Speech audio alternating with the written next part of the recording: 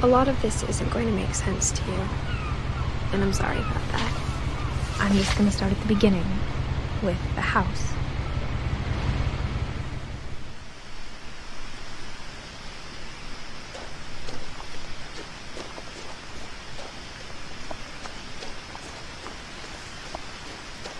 I lived here until I was 11, but I wasn't allowed inside half the rooms.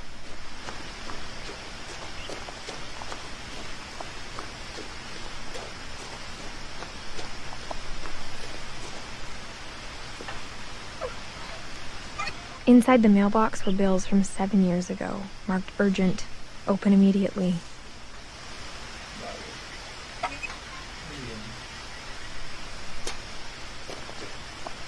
I hadn't been back since my brother Lewis's funeral.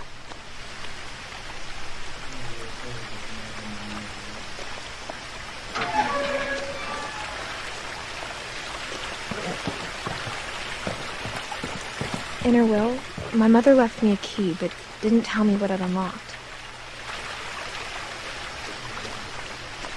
Maybe she thought I'd know, or she thought that the mystery would be enough to bring me back.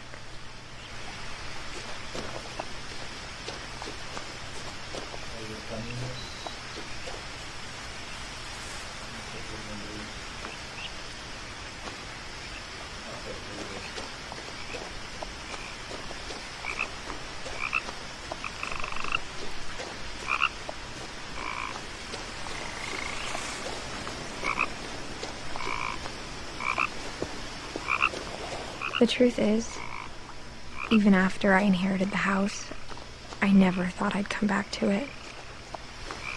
But now I had questions about my family that only the house knew the answers to.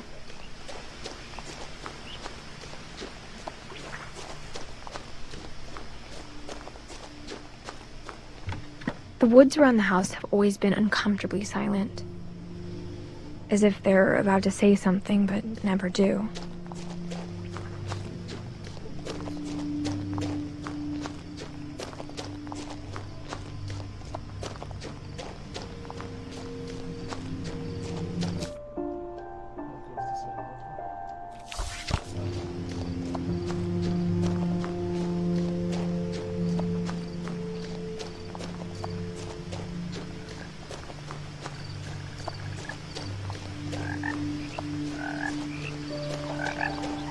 The house was exactly like I remembered it, the way I'd been dreaming about it.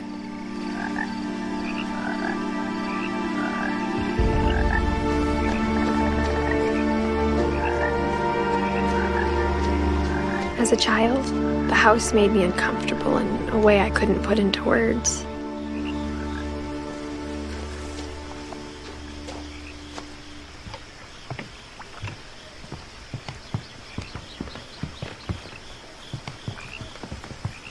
Now, as a 17-year-old, I knew exactly what those words were. I was afraid of the house.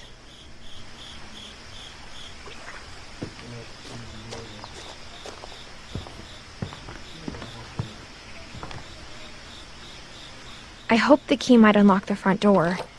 It didn't.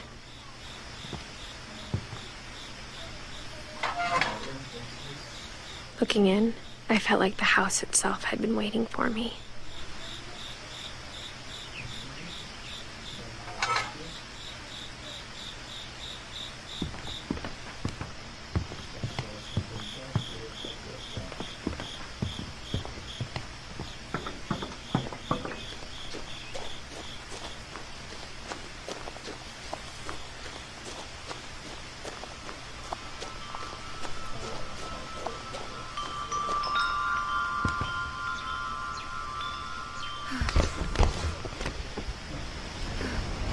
Crawling through the doggy door used to be a lot easier when I was 11.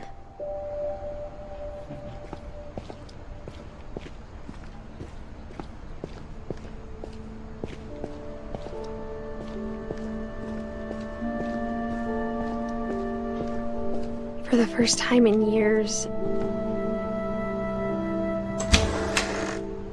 I felt like I was home. But instead of a family, there were just memories of one.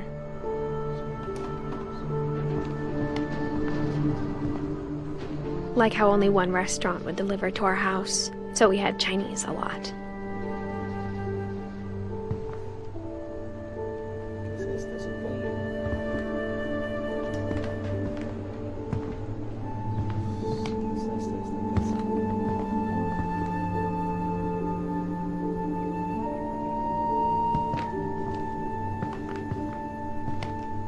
Or how after Louis started working at the cannery, we all got sick of eating salmon. Except our cat, Molly.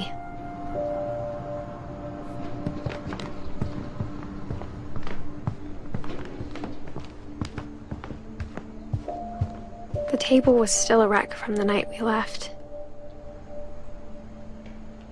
It was like a bomb had gone off, killing everyone but sparing the furniture.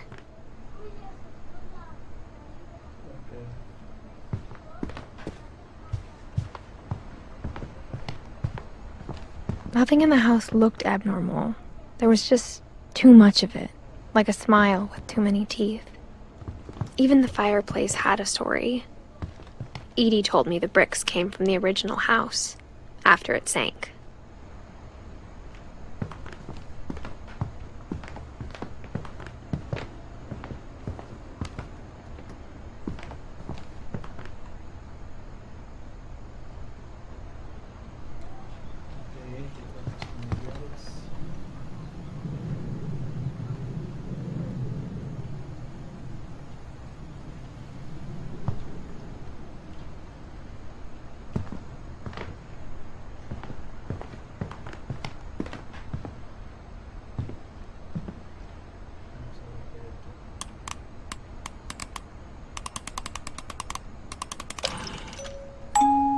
Great-Grandpa Sven built a music box for Barbara, along with the rest of the house.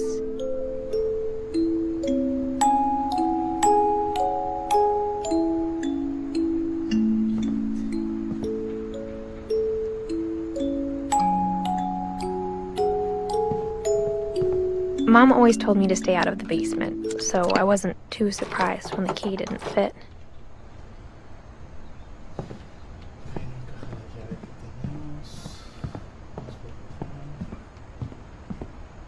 My mom wasn't much of an optimist, but she never stopped believing that my brother Milton was alive.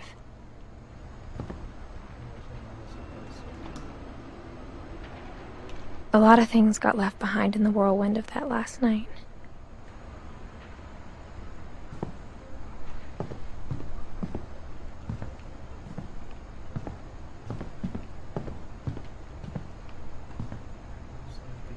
After Milton disappeared, Mom sealed up all the bedrooms.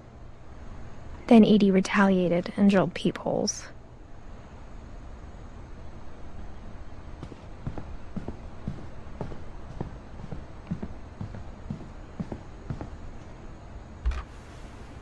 As a kid, I just assumed every house had peepholes and sealed rooms you weren't allowed inside of.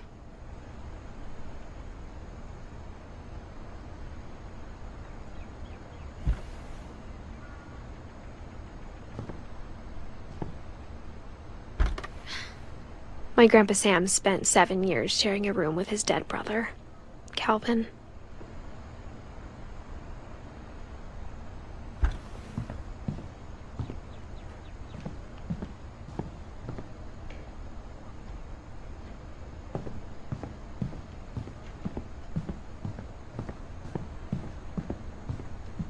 Whenever people ask me about my family, the first thing they always want to know about is Barbara.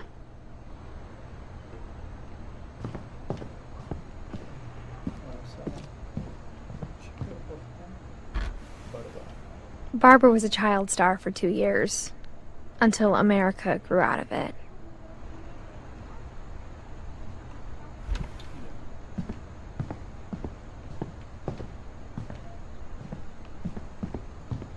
Edie's father, Odin, built the original house.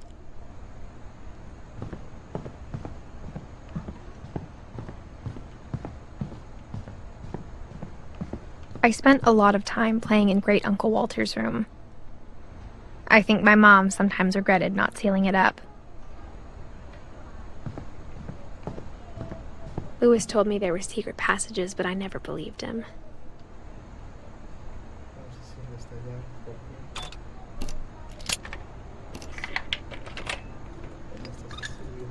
Turns out, my mom was really good at keeping secrets.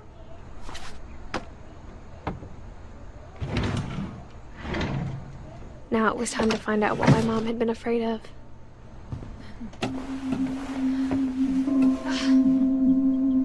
Reading this, maybe it sounds like I had a plan.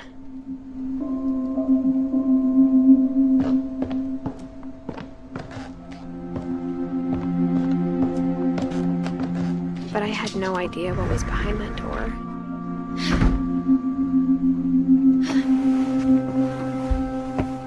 Just like I had no idea where all this was gonna lead. I grew up looking at Molly's room through the peephole. Molly's gerbil had a tiny bedroom with its own even tinier gerbil cage.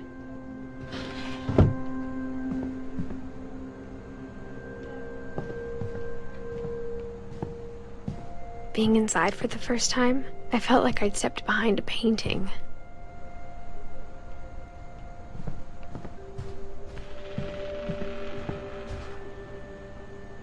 I got the sense Edie had spent a lot of time here, before my mom sealed the doors.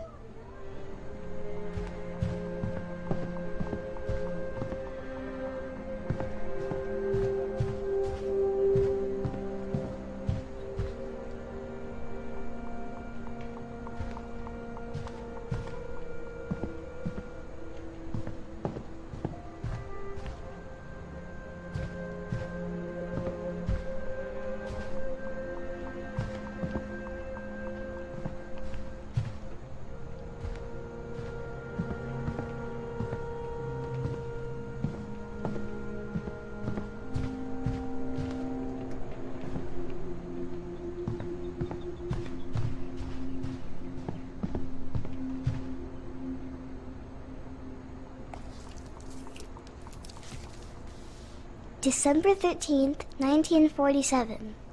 Dear Diary, I'll be gone soon, but I wanted to tell somebody about what's gonna happen. It started when Mom sent me to bed without dinner. I woke up and I was starving, so I looked around for something to eat. The gerbil food was dry, but I didn't mind it.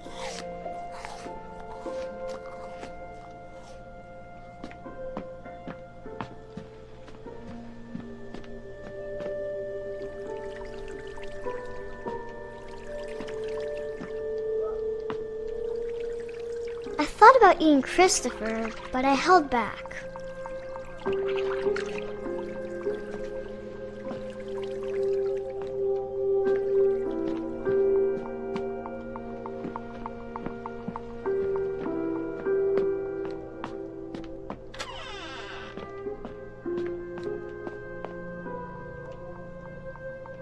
I kept eating and eating.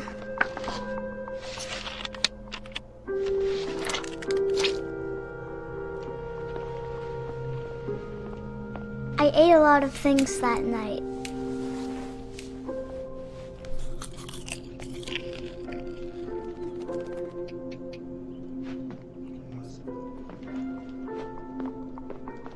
Then I heard chirping outside my window. It was a barn swallow going back to her nest. I reached out for her.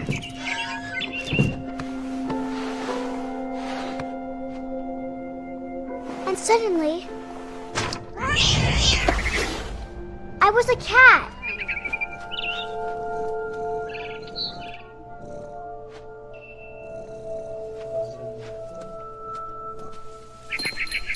I tried to be quiet, but the bird was really scared.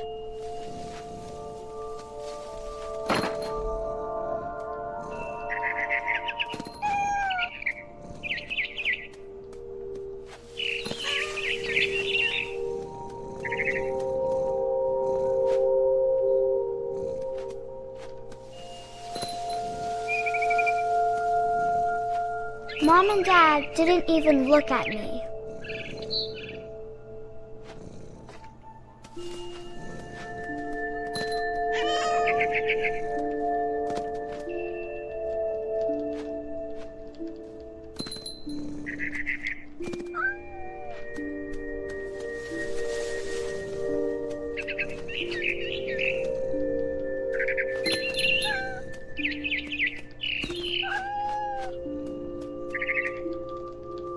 I jumped and I almost got her.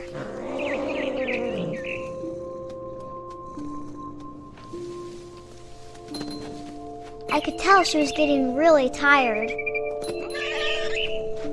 Now I was up in the big tree. I promised Dad I wouldn't climb it anymore. All I cared about was eating that mama bird.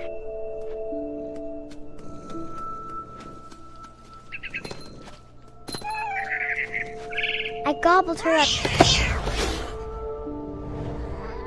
And suddenly, I was an owl. First, all I heard was the wind. Then I heard little teeth nibbling in the grass.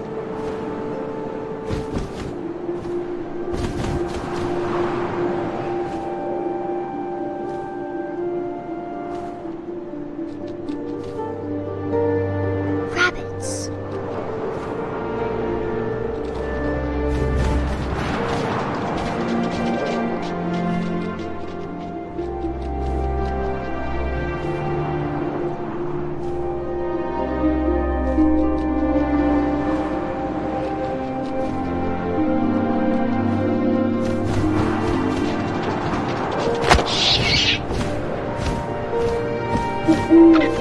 I imagined his face looking up and seeing mine through my talons.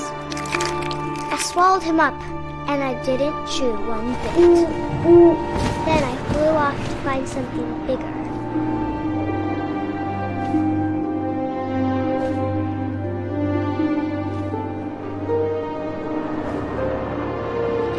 A mama rabbit.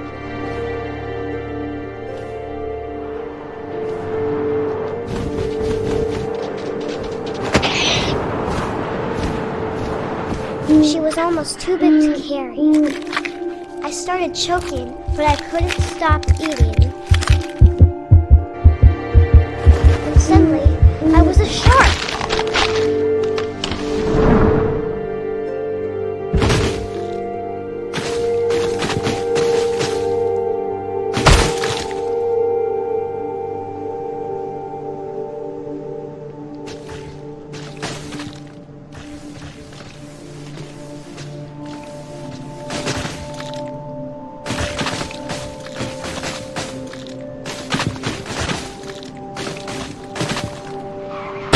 I rolled off a cliff and into the ocean. Now, I was hungrier than ever.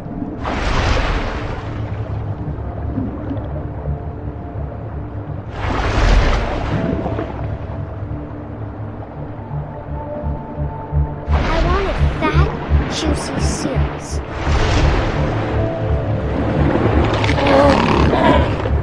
I tore off her flipper, and it tasted really good.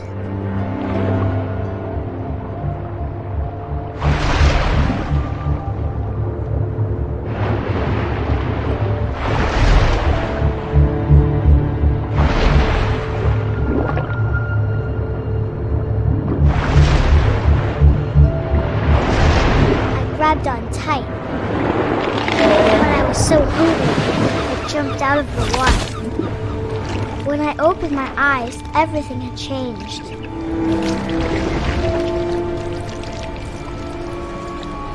Now I was a monster, and I smelled people everywhere.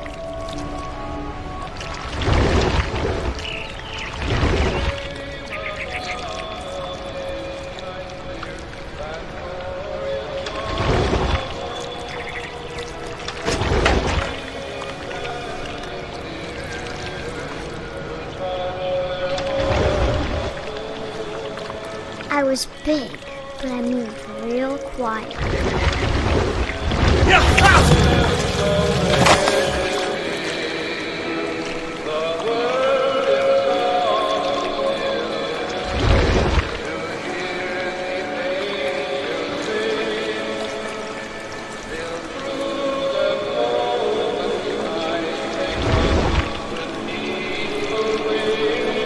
I wanted to stop, but also I didn't.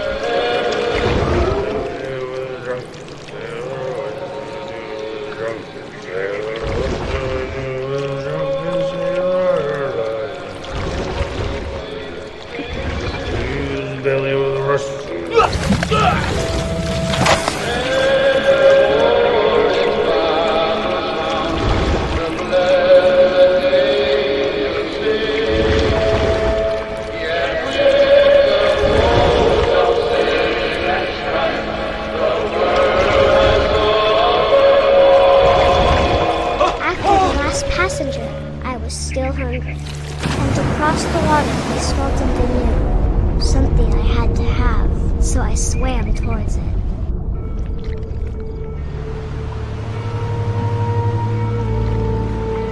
I slithered onto the sand, and the good smell went into an old pipe.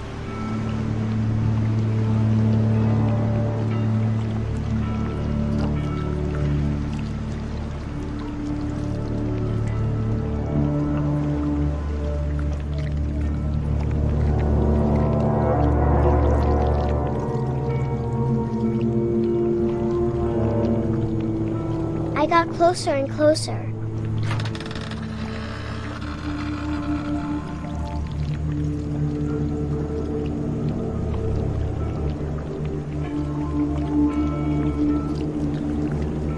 All of my stomach started growling.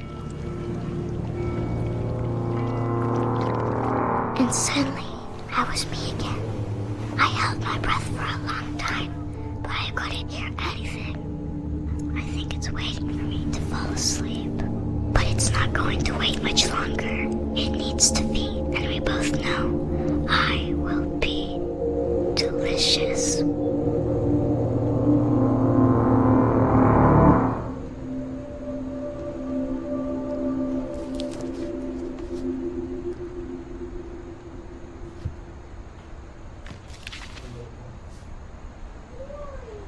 I'm not sure if I believed all of that, but I'm sure Edie would have.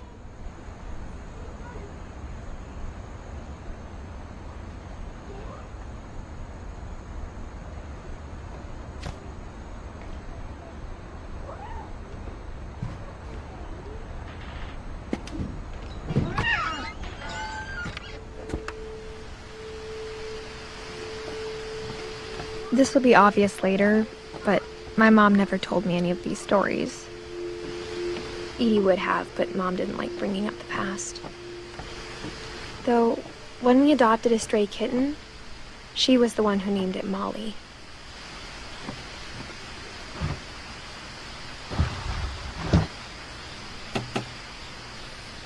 I spent a lot of time in Great-Grandma Edie's room. Her room was like a museum.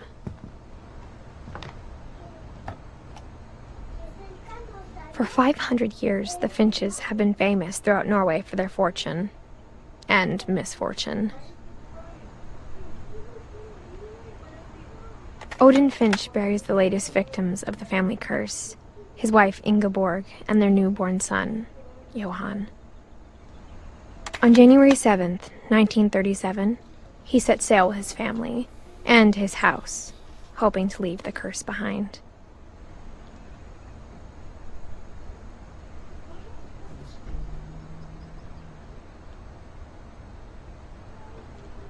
But 40-foot waves off the coast of Washington send the house and Odin to the bottom of the sea. Odin's daughter Edie, with husband Sven and baby Molly, step ashore on their new home, Orcas Island. Odin Finch is the first to be buried in the new family cemetery. His daughter Edie is already dreaming of a new Finch house.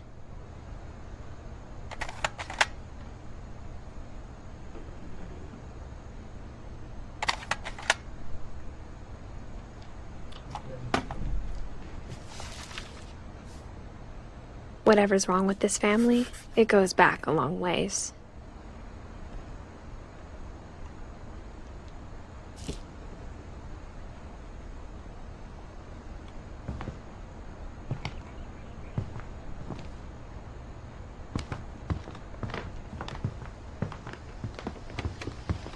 Louis died a week before we left, but Edie had already started to memorialize him. Edie knit me a new pair of gloves every year, just in time to replace the old ones.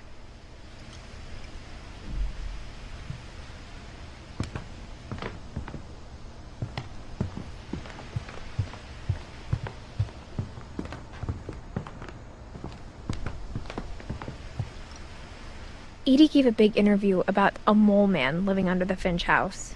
My mom was furious.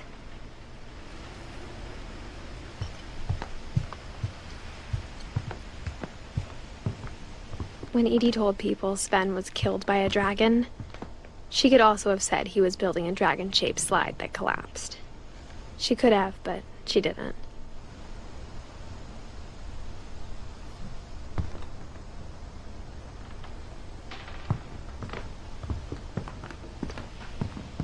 Even in her 90s, sometimes Edie seemed a lot younger than my mother.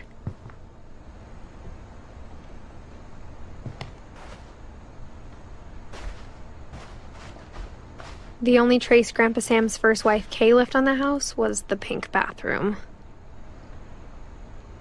It was a pretty big trace.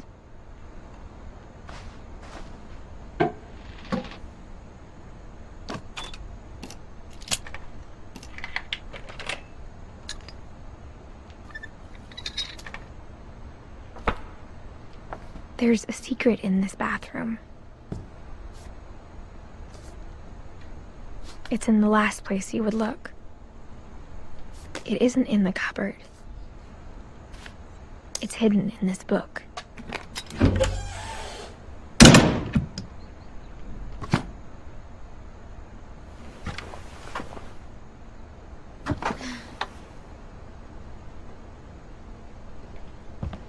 Sven gave Sam an old camera he'd refurbished. He never put it down.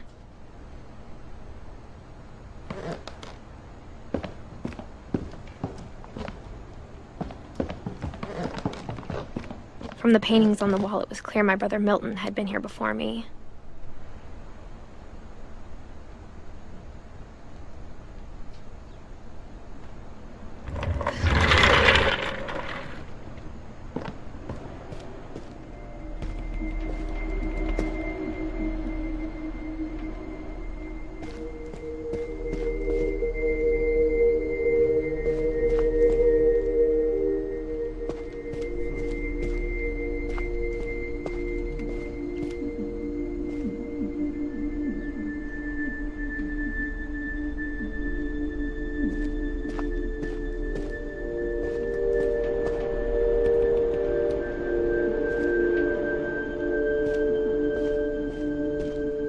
I knew Grandpa Sam had a twin, and that he never talked about him. I guess my grandpa didn't like history any more than my mom did.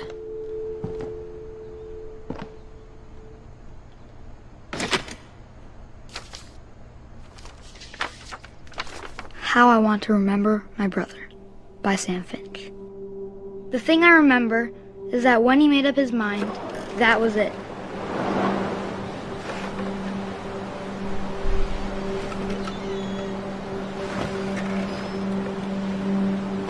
My brother said he'd die before he ate another mushroom, and he did.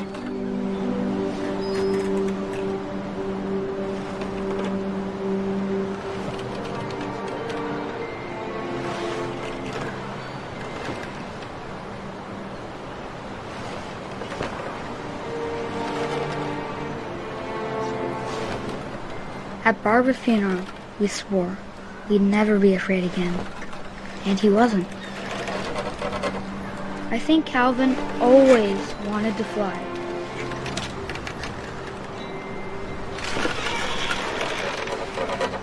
Sam! Calvin!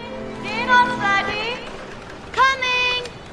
But that day, he finally made up his mind to do it. I told him going around was impossible. Maybe if I hadn't said that,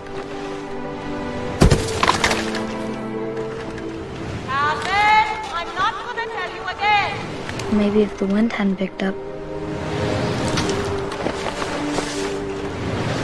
then maybe he'd still be here. But I doubt it.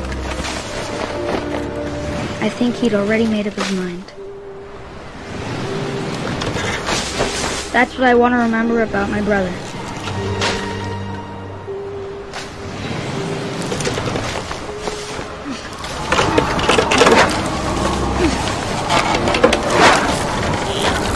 The day he made up his mind to fly, and he did.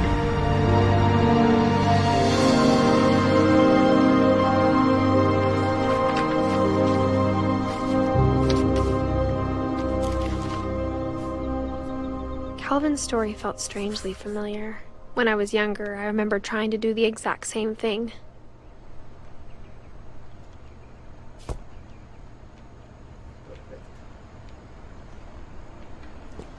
After the funeral, Edie roped off Calvin's half of the room.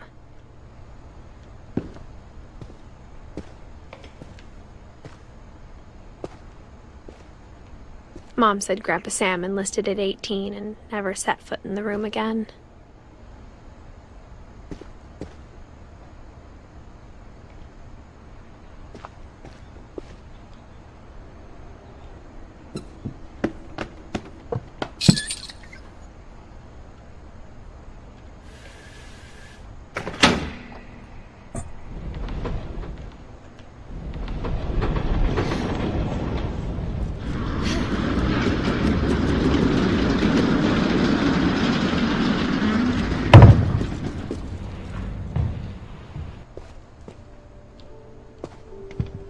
The passages were a pretty tight fit.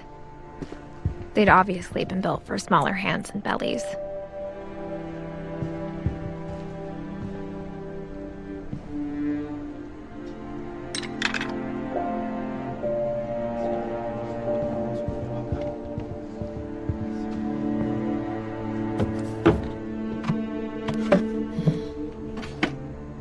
Growing up, I always thought of Barbara as a child star.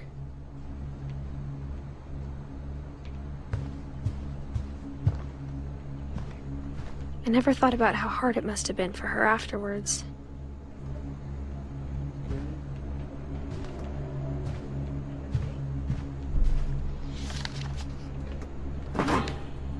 Of all the stories people wrote about Barbara's death, I'm surprised Edie saved this one.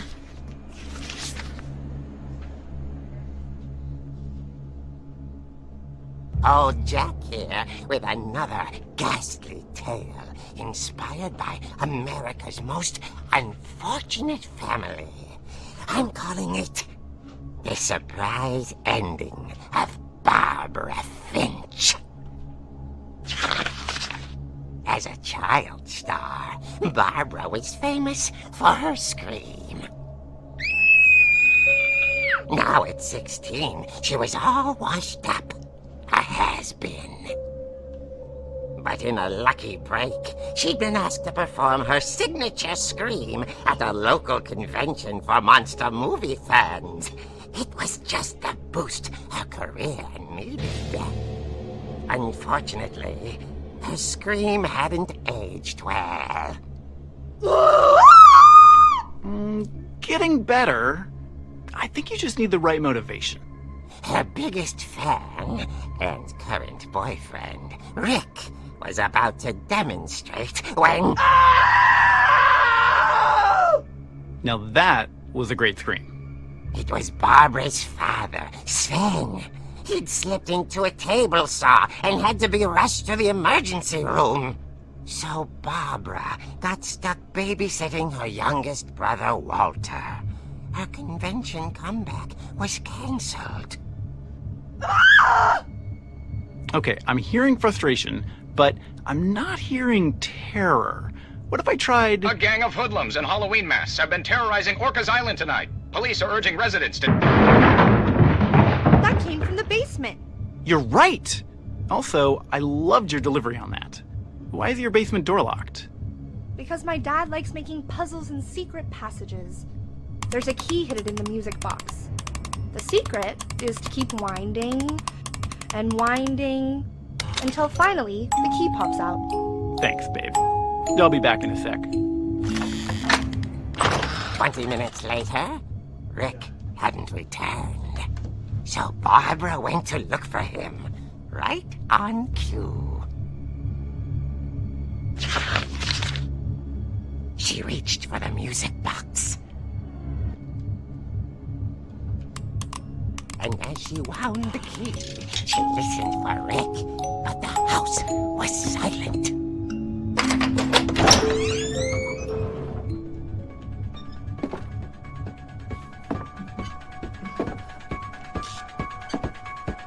She found Rick's crutch and imagined the worst.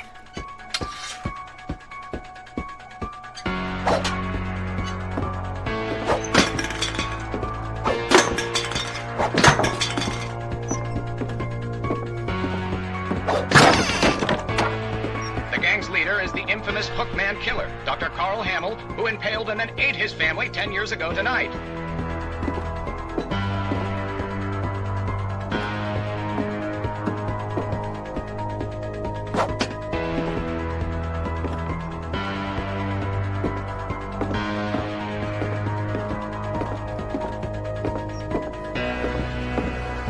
The old fridge rattled and grew still.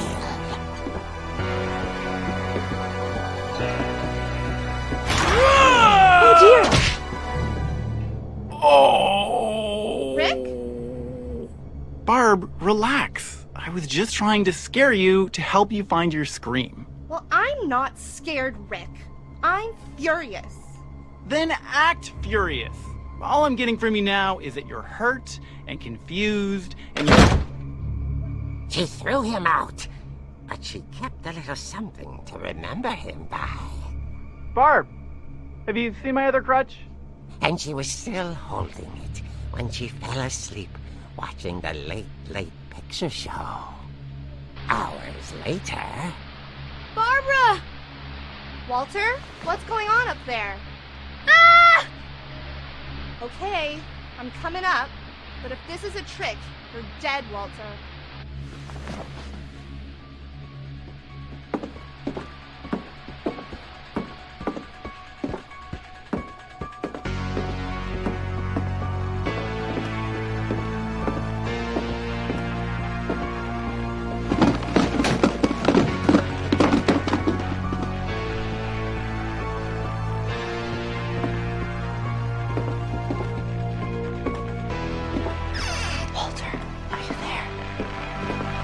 Walter had vanished, but his bedside radio was still on. Orcas Island police describe the man as 6 feet tall, with a steel hook for a hand. Residents are urged to lock all doors and windows and notify the police of any suspicious activity. Barbara turned, saw the hook man, and... was speechless. He was quite smashing.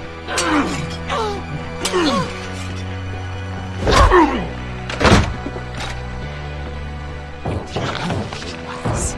He couldn't get enough of Barbara. Okay, Barbara, there's gotta be another way out of here.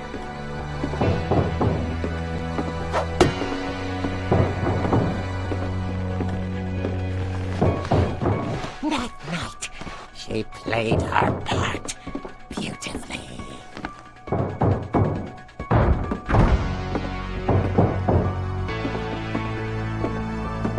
She thought about abandoning Walter, but just couldn't do it.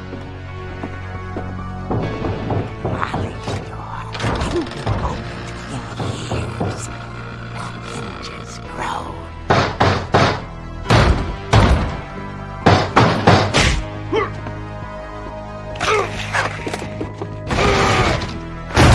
He wasn't moving, but she sensed the story might not be over yet.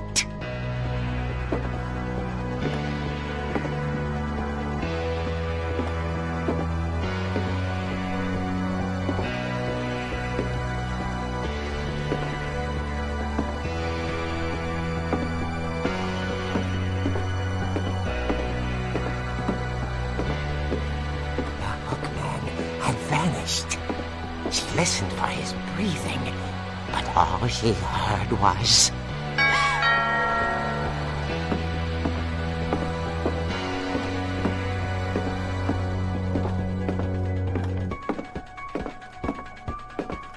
At the door, she heard whispering.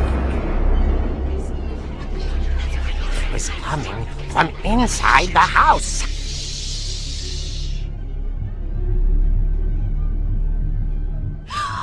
Oh dear. The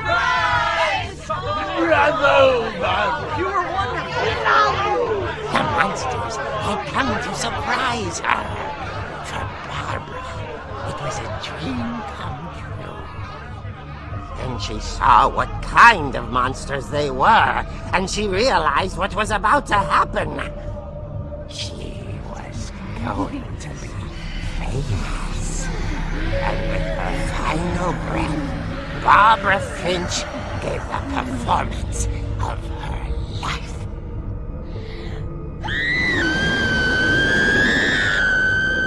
I wasn't there myself, but I hear Barbara was magnificent.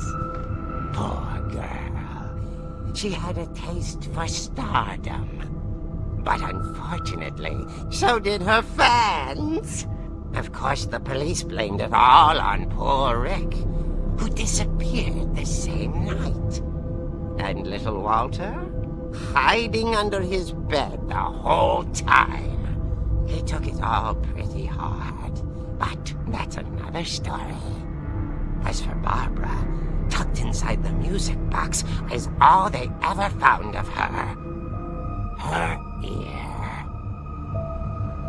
Now that's what I call a real eerie tale.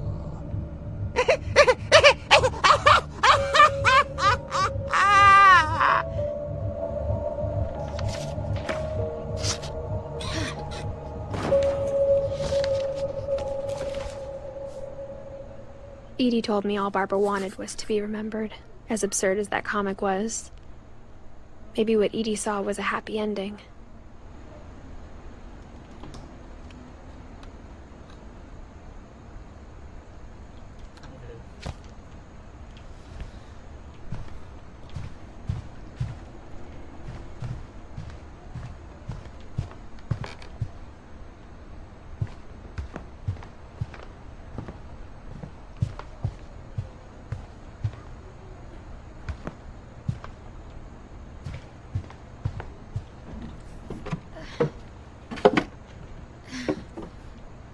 I guess now I know why Mom didn't like me playing with the music box.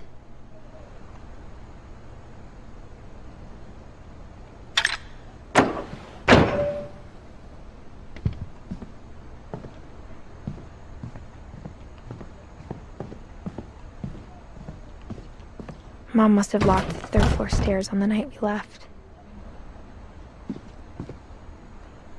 It's funny. All those times I played with the music box and never found the basement key.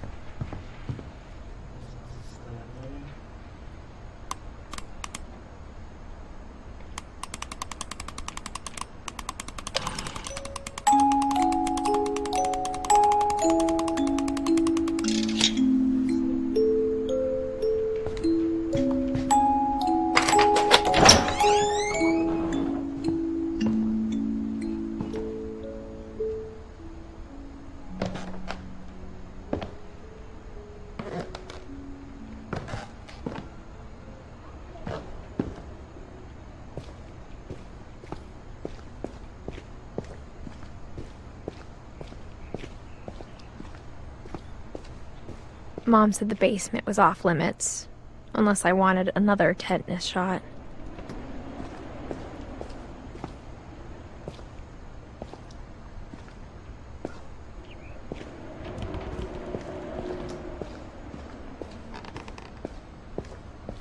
I saw Edie sneak down to the basement once, carrying packages. I thought maybe she was hiding presents.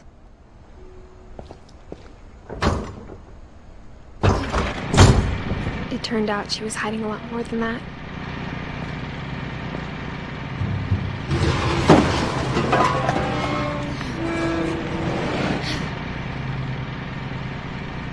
I remember asking Mom once about where Walter had gone. She said after Barbara died, he got as far away as he could. If there's a pattern in all these stories, I think it's that none of us has gotten very far.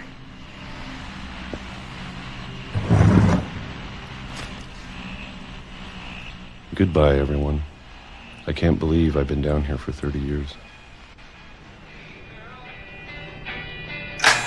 On that first day, after the shaking started, I didn't think I'd survive a week.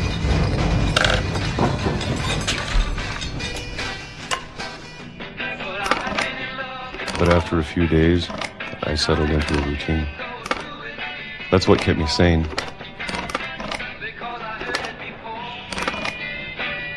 Having a schedule, living for today. I always expected to be dead tomorrow. But if you wait long enough, you get used to anything.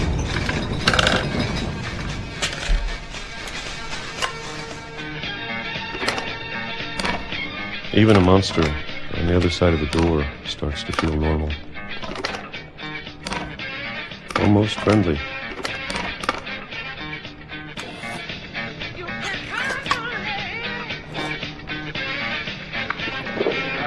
And then one day, everything just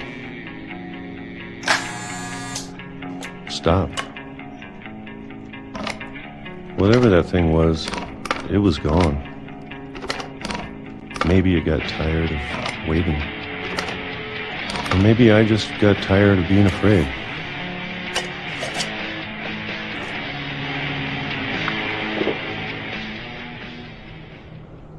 It's been a week now, the longest in 30 years. I'm done waiting. I have to leave while I still can.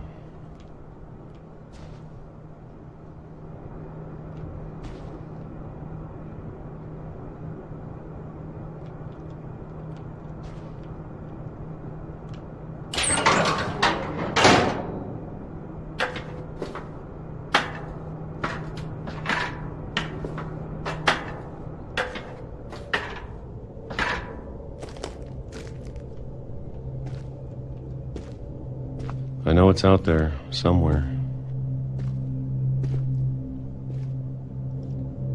Whatever killed Barbara and Molly and Calvin. Maybe this is all a mistake. But I need to stop living the same day. Even if it kills me.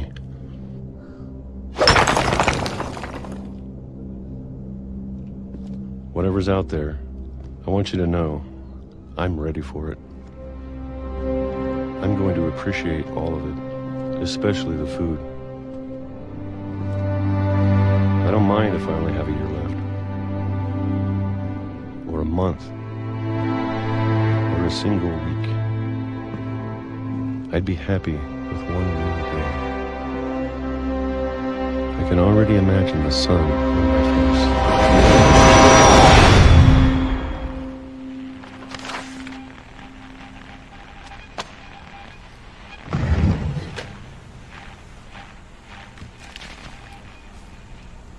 Walter died when I was 6. I can't believe my mom never told me he was down here.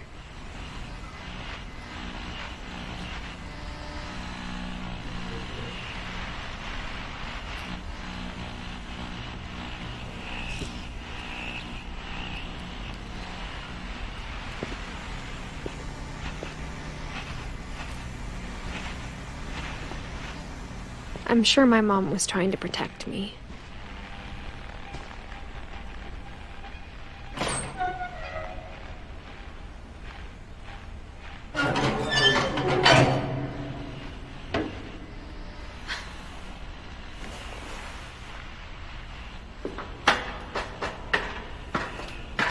Maybe she was afraid I'd end up like Walter.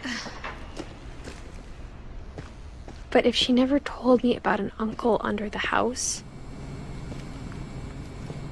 I can only imagine what else she was hiding. I don't want to make the same mistakes she made. Trying to bury something that's still alive.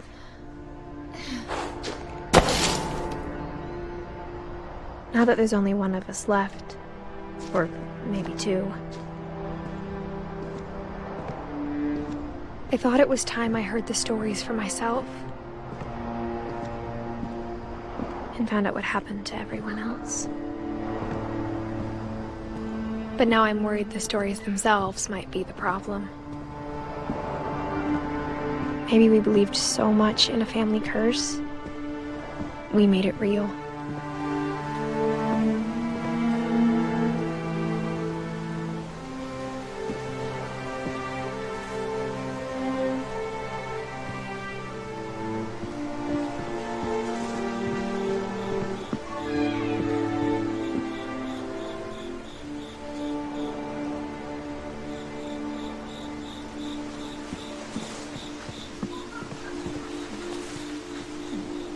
I don't know if I should even be writing this.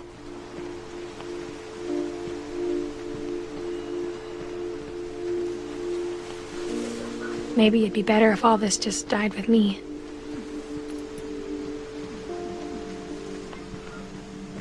But I thought you should know about your family.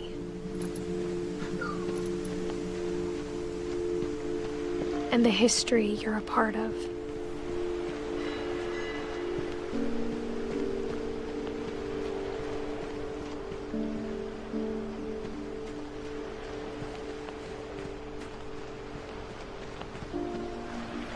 Though to be honest, I feel as lost as you probably do right now.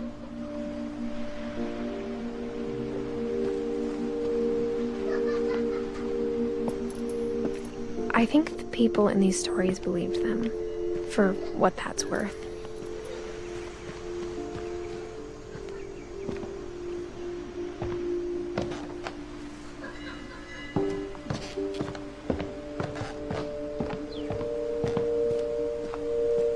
And when you look at the house, that history of imagination and stubbornness and madness, any of it seems possible.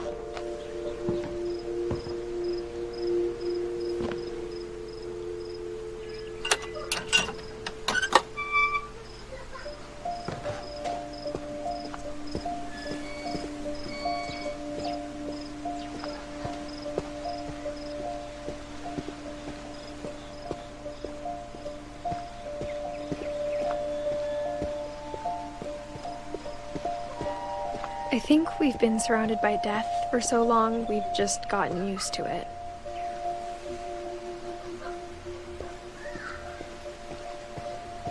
What kind of family finishes building a cemetery before starting the house?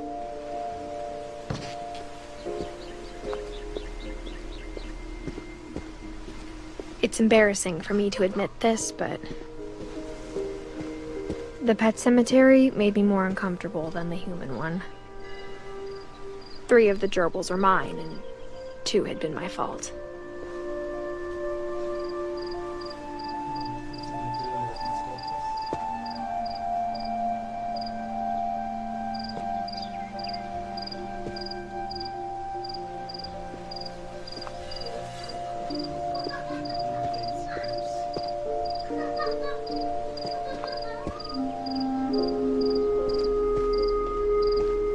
Sven built the house, but it was Edie who designed the cemetery.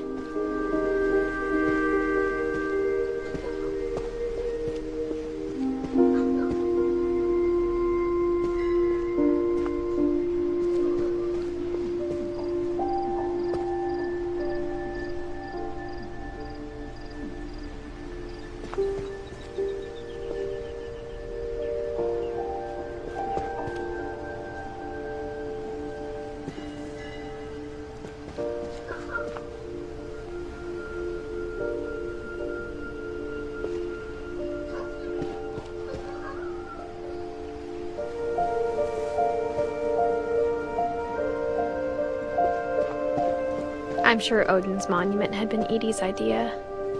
My mom was always trying to move on, but for Edie, the past never went away.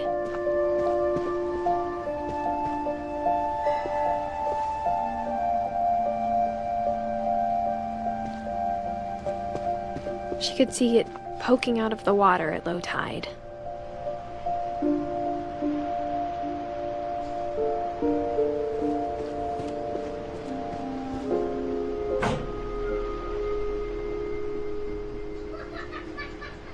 Edie said she dreamed about the old house every night.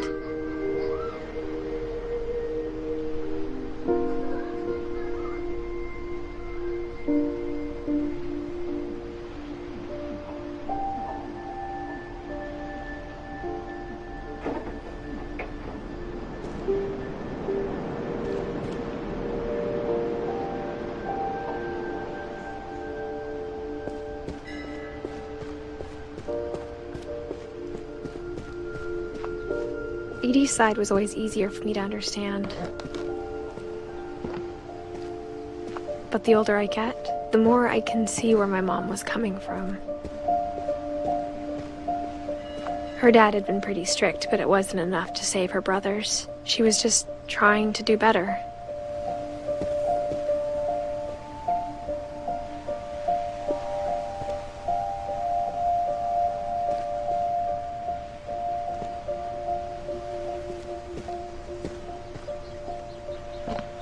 She lost 2 of her brothers, just like I did. I get why she tried so hard to protect us.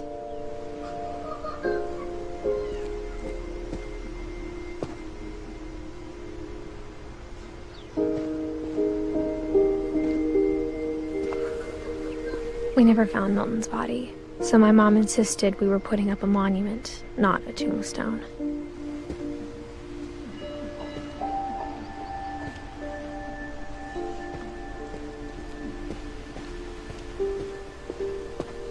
There's so many things I wish I could ask my mom now. Part of me thinks this is what she wanted all along. For me to come back someday and find everything out for myself.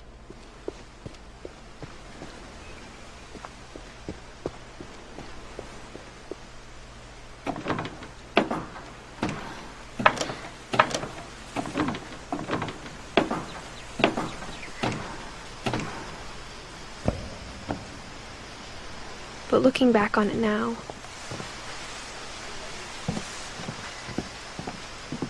if she told me there was going to be so much climbing, I never would have come when I was 22 weeks pregnant.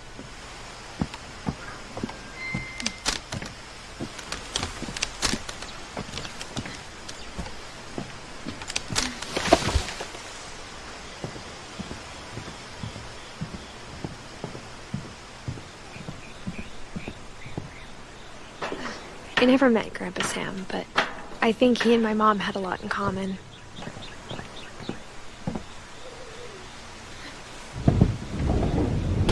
They were both pretty intense.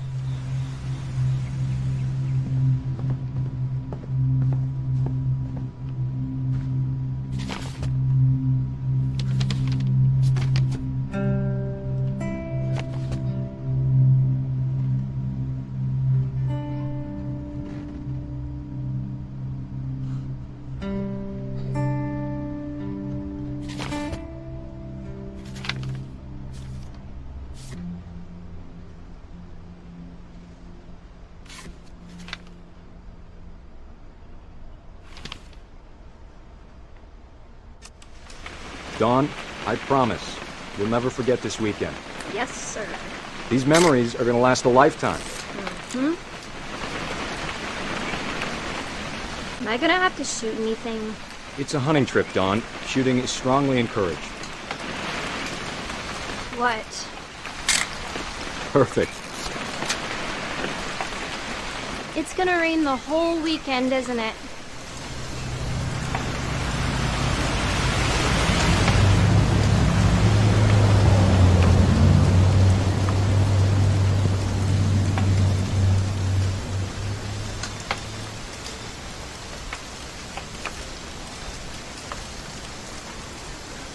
Please just take the damn picture.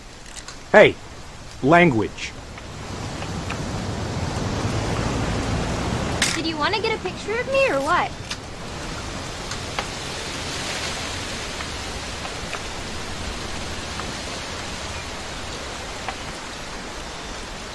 Come on already.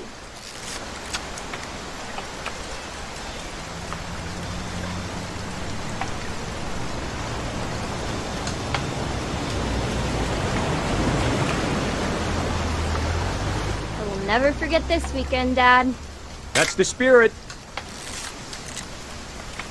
Smile, Dawn. Okay, got it. take some pictures, okay? Just be careful. That camera's older than you are.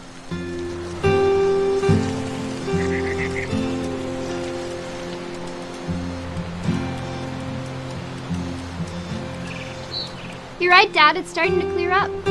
Still freezing, though.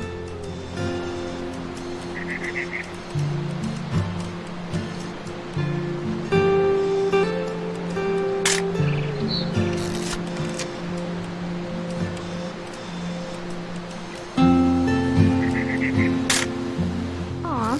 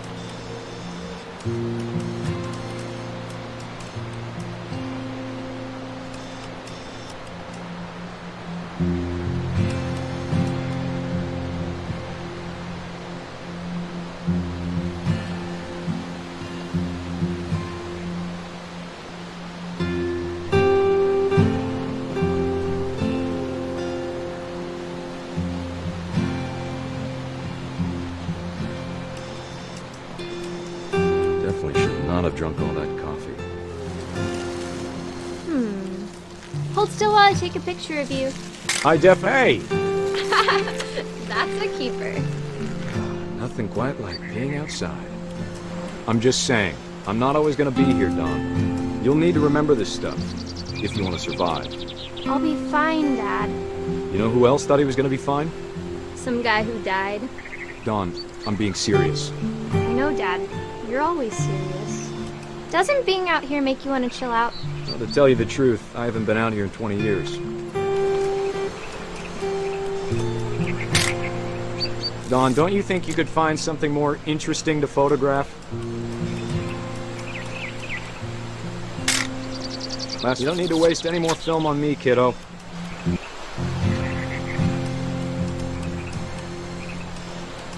Your grandpa Sven taught us how to fish, how to build a fire. We found an old logging trail. There were deer everywhere. I bet if I could remember where that trail was, we'd spot a buck for you in no time. Give me a minute to check the map.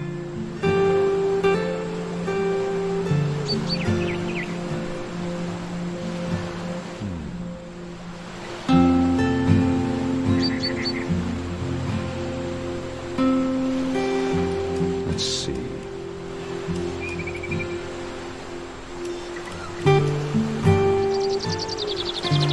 Maybe.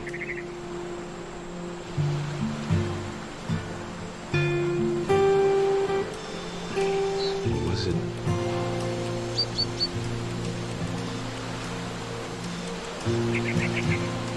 Dad! Good eyes, Don. Before you take the shot, let me get a picture of you.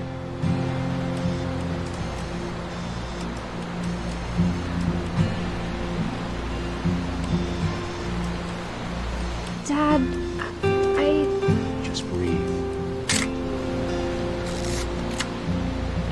Let me get behind you. Do I have to do this? Dawn, you don't have to do anything. But if you want to survive, you need to be strong.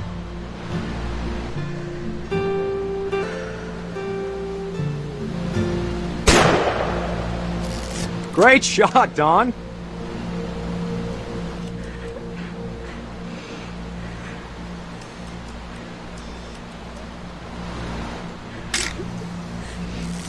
I'm proud of you, Dawn. Always remember that, okay?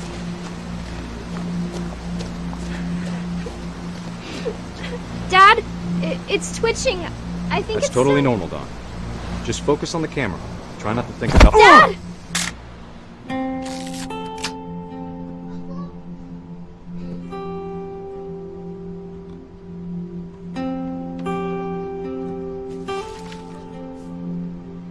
Of all these stories, that's the one I wish most that my mom had told me.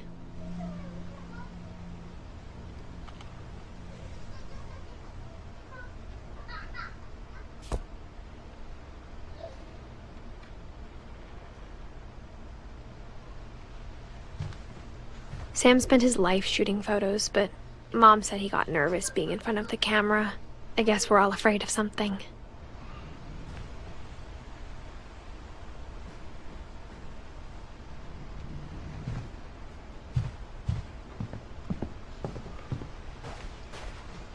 Instead of hiding from death, Sam seemed to go out of his way to meet it.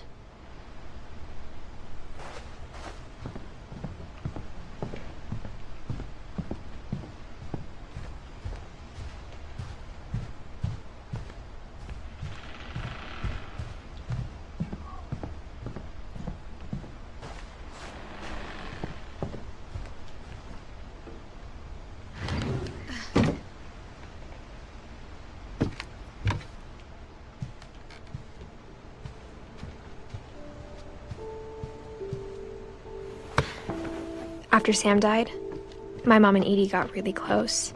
They'd both lost a lot.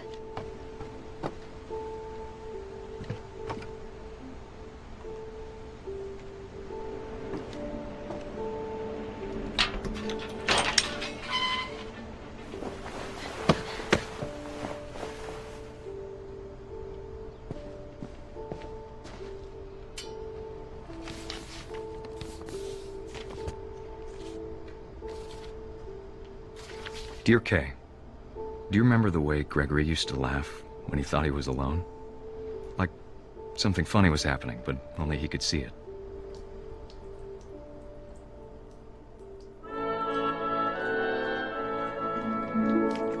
I think he saw things the rest of us don't.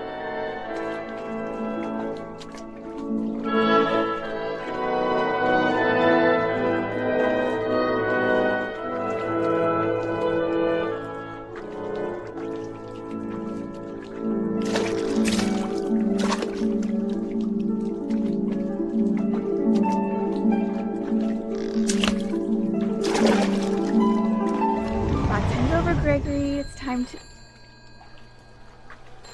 Hold on, sweetie.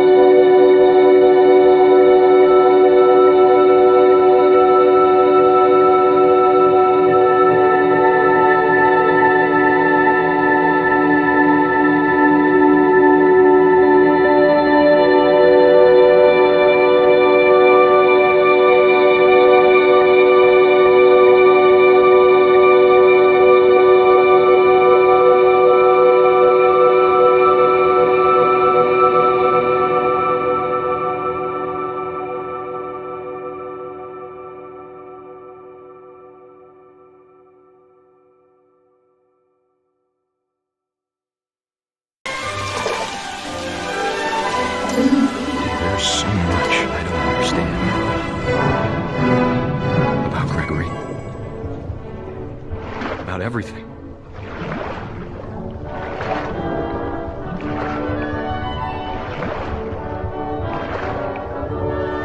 But I know what happened wasn't your fault.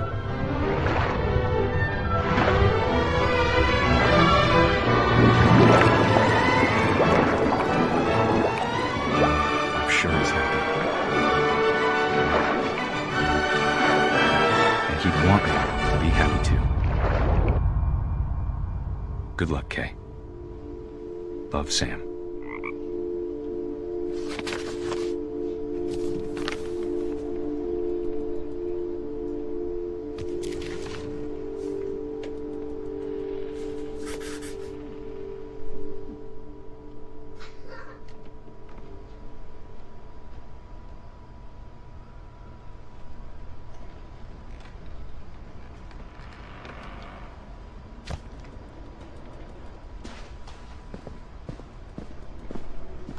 I can't imagine my mom ever writing poetry, and yet...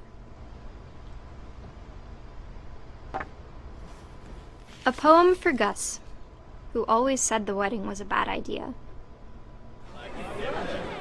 Our father never hit us kids, at least not very hard, before the day my brother said with teenage disregard that he'd be dead before he'd see a wedding in our yard.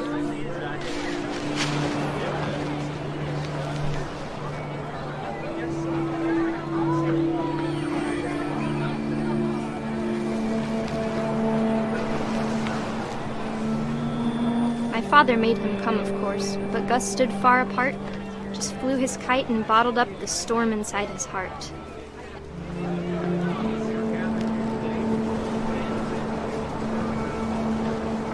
I tried to talk him out of it, but though he'd never met her, "We don't need a stepmom," were the words that I now pronounce you husband and wife. You may kiss the bride.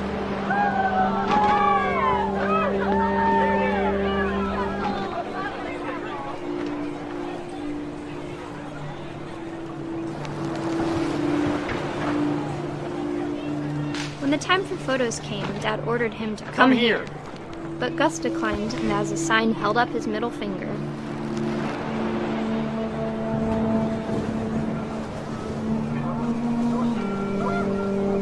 The wind picked up, and panicked geese appeared and quickly went.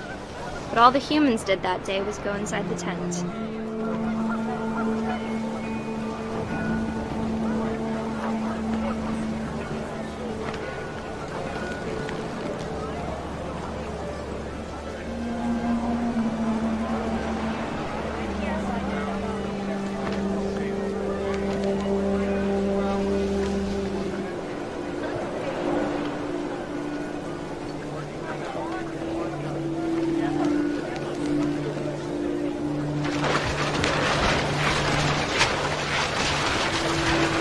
Rain came down in buckets then, but no one seemed afraid that nature might destroy the tent our dad had crudely made.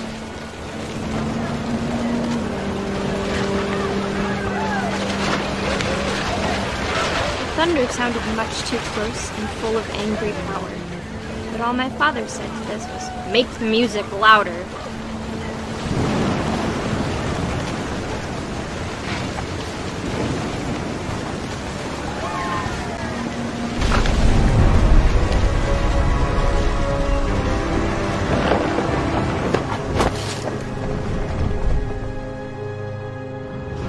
I wish that I could truly say I thought about you on that day.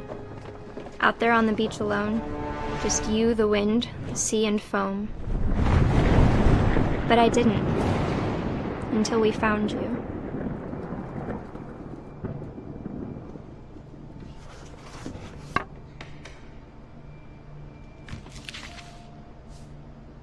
She never talked about him, but Mom told me once if I was a boy, they were going to name me Gus.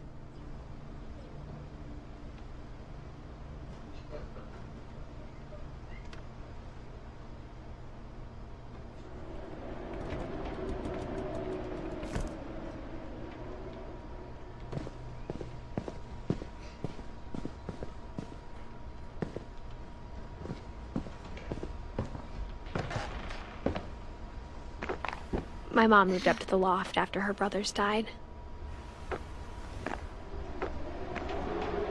At At the time, it was as far away as she could get.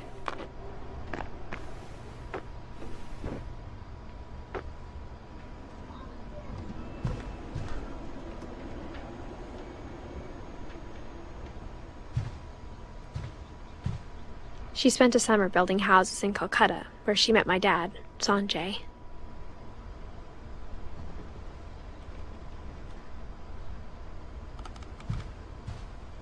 Religion was another thing my mom never talked about, but I think it helped her a lot after her dad died.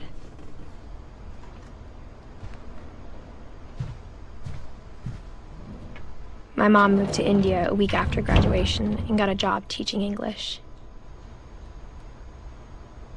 Louis was born a year later.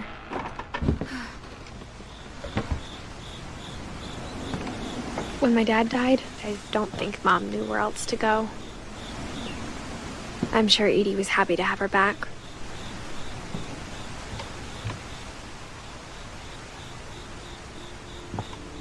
And to see kids in the house again.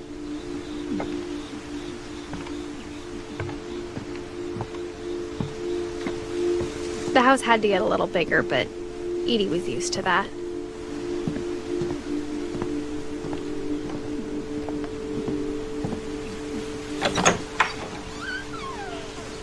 And for a while, things were good. Almost normal.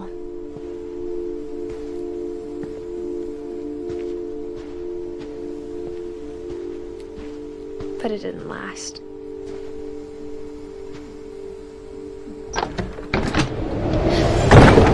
The beginning of the end was Milton's 10th birthday, when Edie gave him a castle.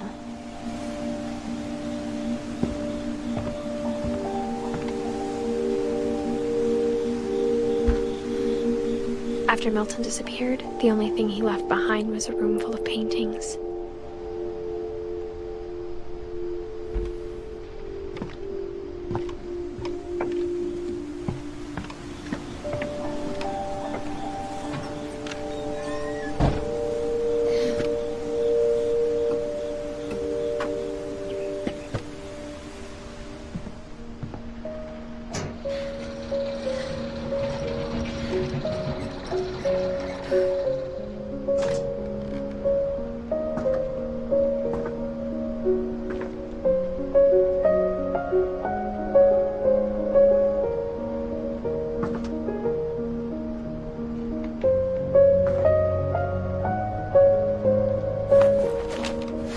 Milton Finch in The Magic Paintbrush.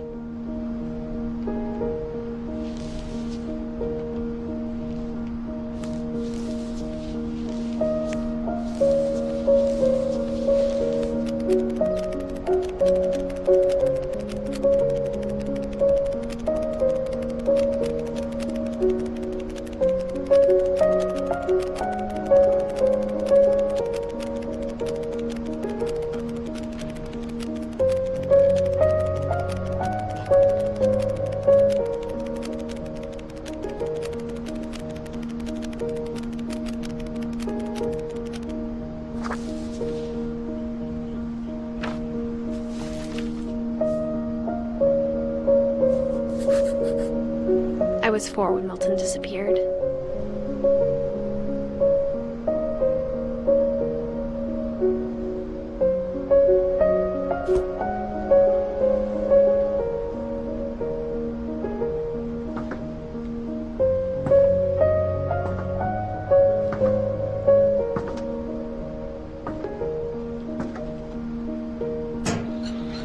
Mom spent months searching for my brother. Then she sealed the doors.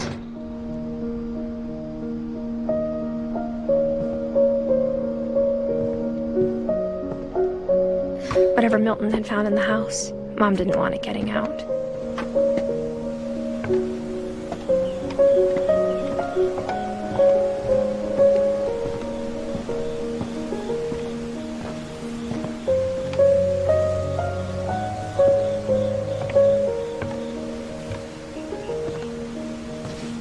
Mom definitely blamed Edie, but I think Louis blamed himself. After he graduated, he just spent more and more time in his room, until Mom got him a job at the cannery.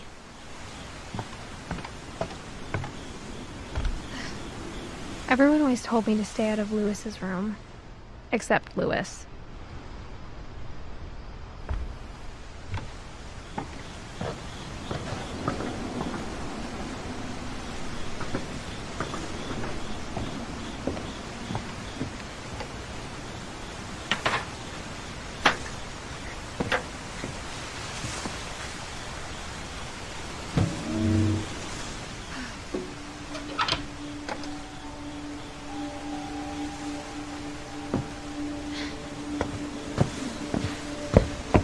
Lewis's room smelled very, very familiar. That part of him lived on.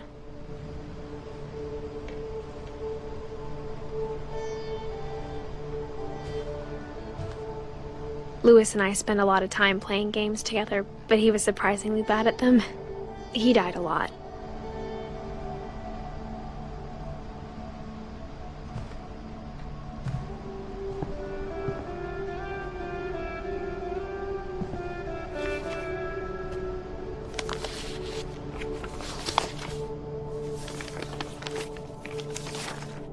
Dear Mrs. Finch, as Lewis's psychiatrist, I can understand your desire for an explanation. As I see it, the trouble began in January, shortly after we convinced your son to seek treatment for substance abuse. Newly sober, I believe Lewis first noticed the monotony of his daily life.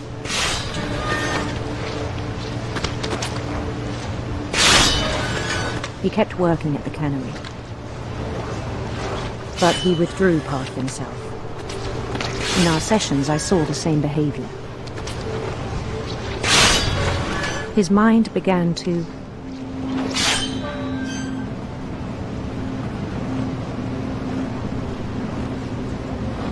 wander.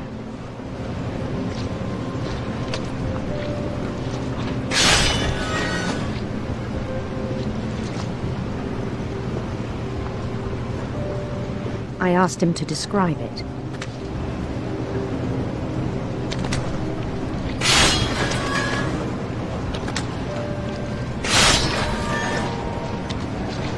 He said he started small.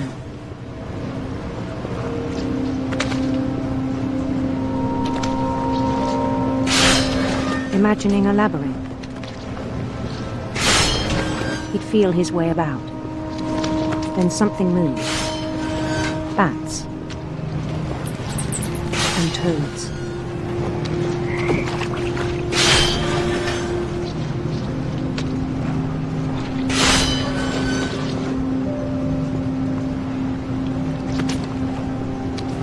And things that have not names. He knew it was all in his head.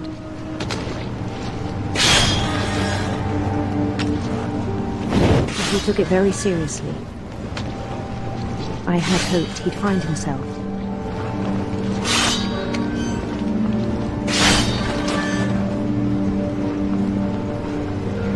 But he found something more.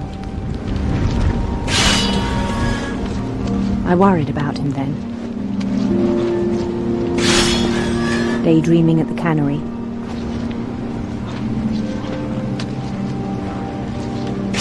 I spoke with his boss.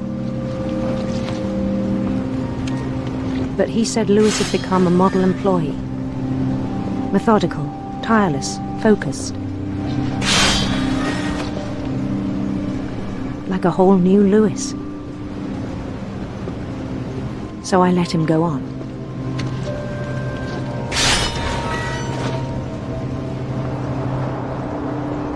I even encouraged him. It seemed very promising at first. He told me he'd made a new friend.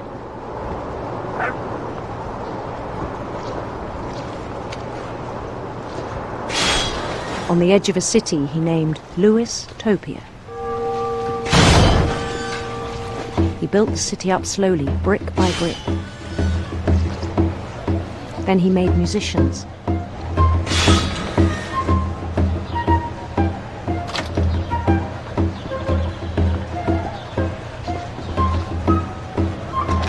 And songs for them to play. He talked about starting a band. and he was always humming something. Every day his imagination grew stronger. He no longer spoke at the cannery, but his chopping was as reliable as ever. Then one day it struck him that all the cheering crowds, even the stones under his feet, were all in his imagination, so he could do whatever he wished.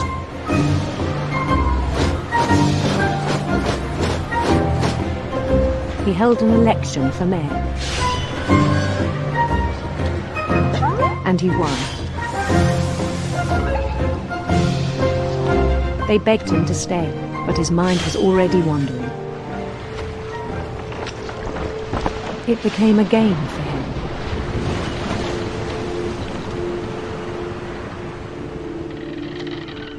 He'd conquer a city, then immediately push on. New Louisville.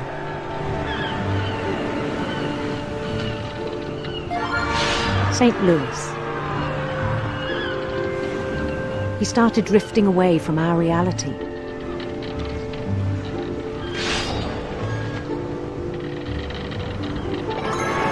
Minneapolis, until one day he forgot to go home from the cannery.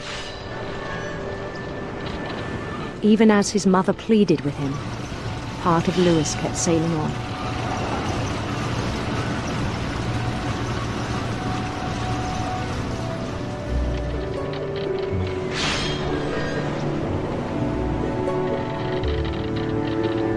In Louisburg, he heard rumors of a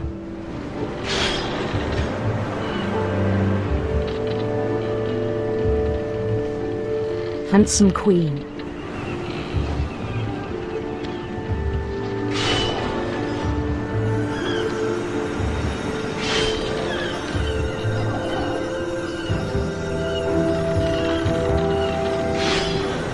The queen was on her own quest for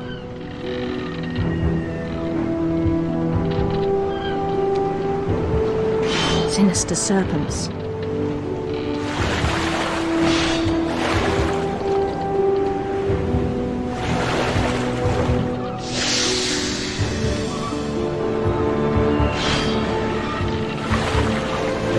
He followed the sound of her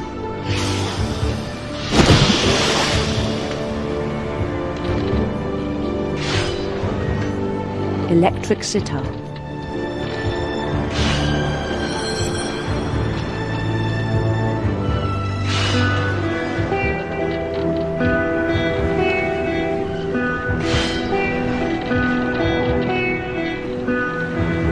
His chase led him to a golden palace east of the sun and west of the moon.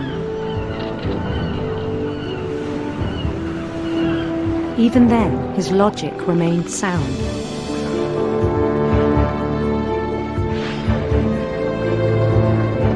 He knew the world was all in his imagination.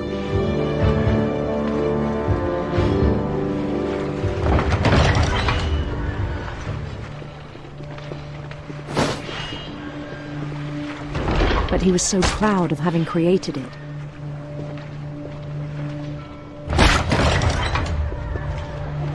In his own eyes, he'd become something greater than a king.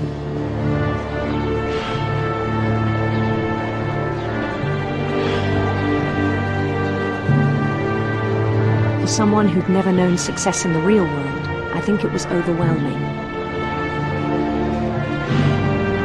And then it struck him that the real Louis was not the one chopping salmon, but the one climbing the steps of a golden palace.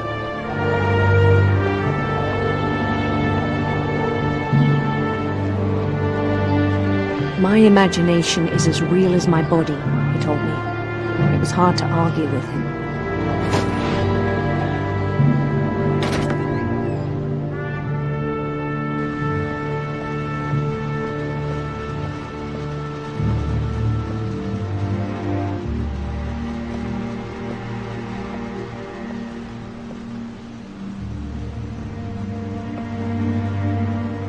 He began to forget the world we know.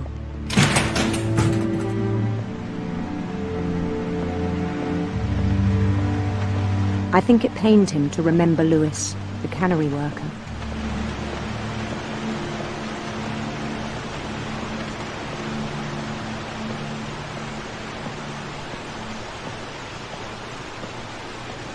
He began to despise the man with a royal contempt.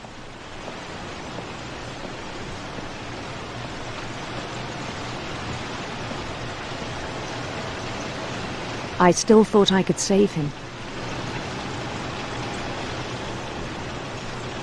Even after he said he was being crowned king over all the lands of wonder.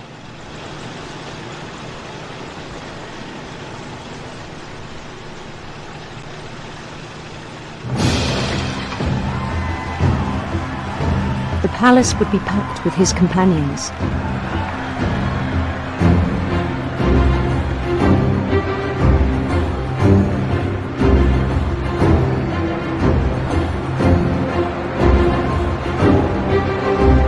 Including the wise Calico who'd insisted on inviting him.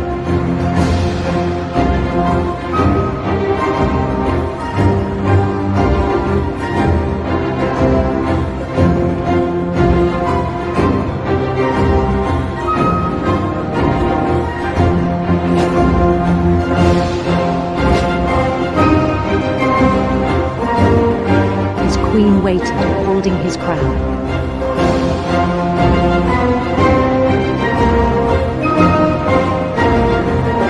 There was only one thing left to do.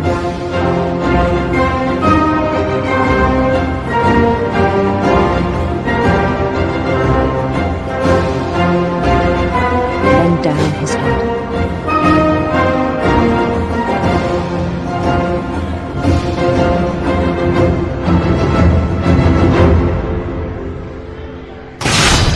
And the rest I think you know. Mrs. Finch, your son was a kind man who will be missed by all of us who knew him.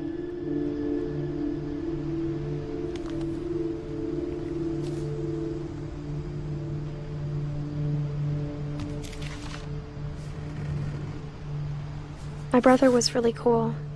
I wish you could have met him.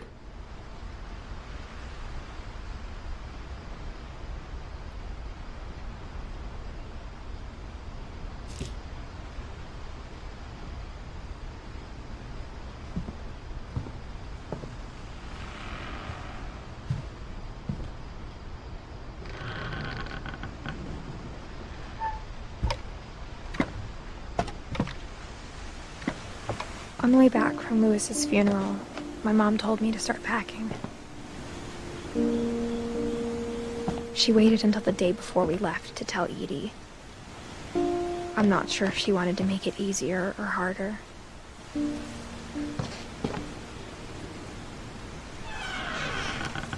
I wish we'd stayed. But I understand why we left.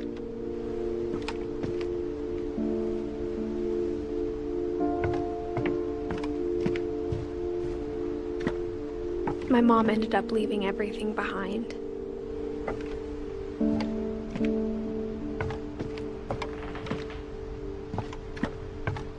What happened that night had been coming for a long time.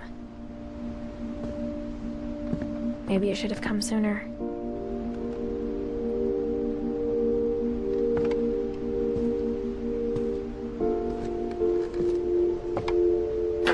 But it had to end one way or another.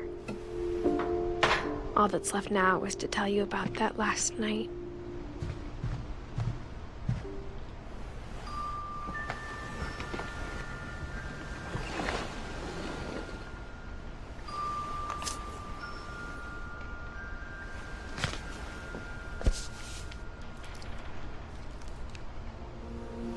That whole last day, Edie just watched us pack and didn't say a word. Until supper, when she raised her glass and said, "To our final night together, and all our final nights apart." Grandma, you know what I said about alcohol. Some of your medications are very Edith, specific. I left a present for you in the hallway. Why don't you go open it? The grown-ups have to argue now. I'm sorry, you're right. We're all leaving tomorrow. Let's just enjoy our last... I'm not leaving. Edith, you're excused.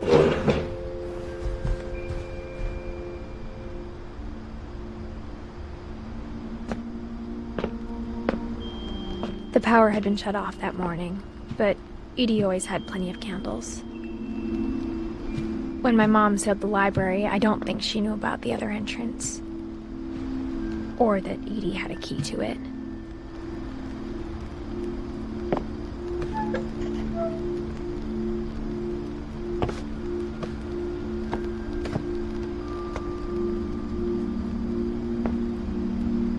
That thing you're afraid of isn't going to end when you leave the house.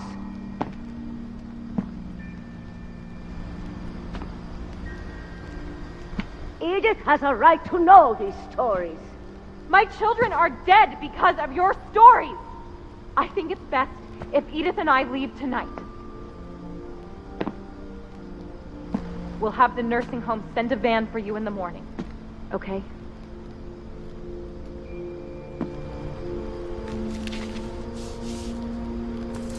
Dear Edith, there's so many stories I wish I could tell you, but there's only time for one.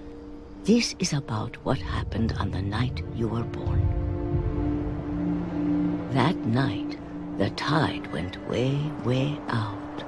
It was the first and last time I ever saw the old house aground. There'd been an earthquake out in the middle of the ocean. They called it the lowest tide in 1,000 years. God, it smelled awful. You know, I've seen that house every day of my life.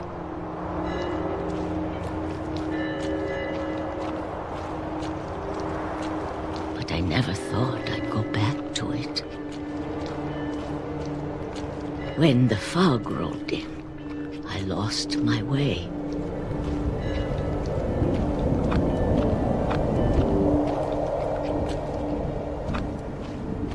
I got turned around.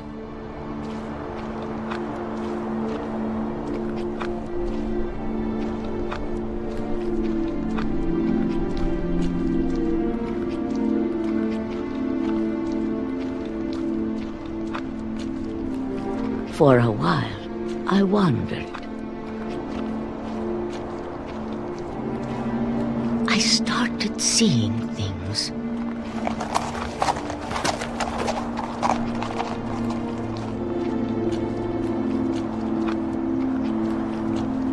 Things I'd forgotten had ever existed.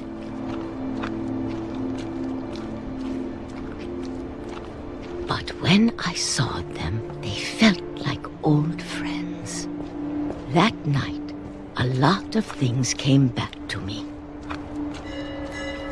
Or maybe I came back to them.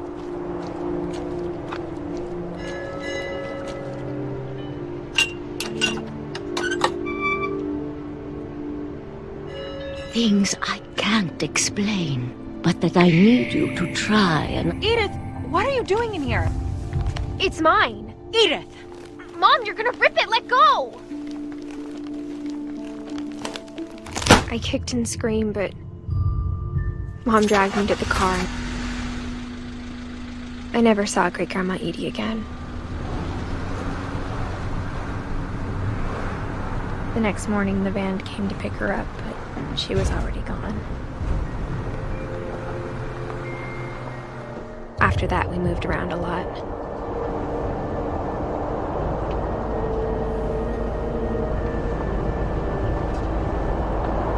We both tried to make the best of it.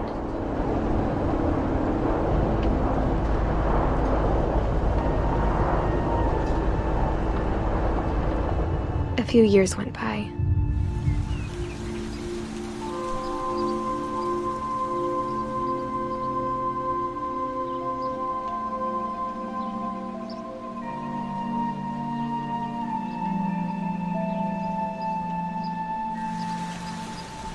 My mom didn't like to talk about it.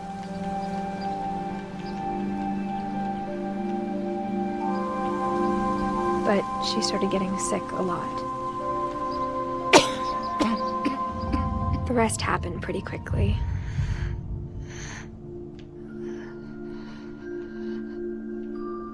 She got better for a while, and then she didn't.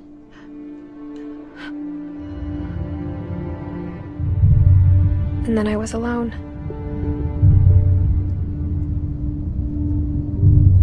The last Finch left alive.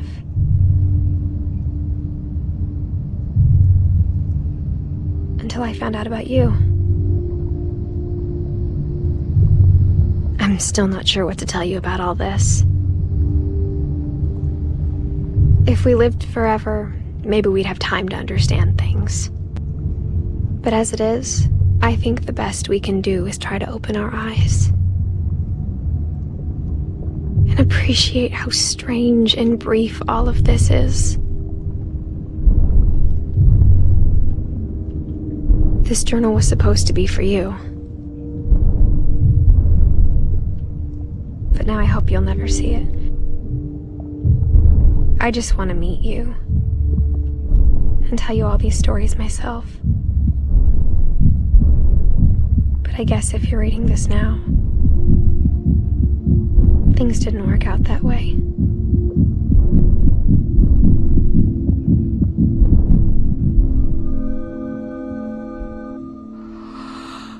This is where your story begins. I'm sorry I won't be there to see it. It's a lot to ask, but I don't want you to be sad that I'm gone. I want you to be amazed that any of us ever had a chance to be here at all. Good luck.